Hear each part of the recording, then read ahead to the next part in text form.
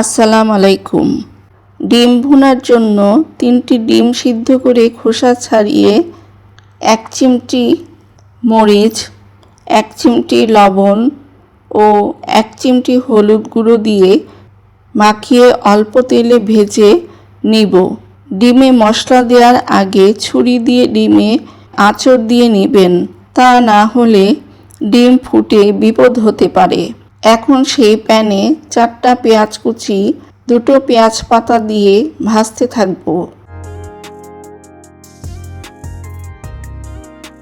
পেঁয়াজগুলো অল্প আঁচে এমন ব্রাউন কালার করে ভেজে নিয়ে অল্প পানি দিব। মশলা দেওয়ার আগে তেজপাতা তুলে নিব। এবার 1 চামচ মরিচ গুঁড়া, 1/2 চামচ হলুদ ও 1/2 চামচ ধনে গুঁড়া দিব, আর সঙ্গে দিব স্বাদ মতো লবণ। আবারও অল্প পানি দিয়ে মশলাগুলো কষিয়ে নিব।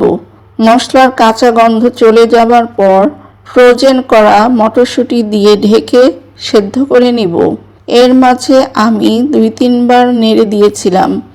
এখন 3-4টি কাঁচামরিচ দিয়ে এবার নেড়ে ভেজে রাখা ডিমগুলো দিব।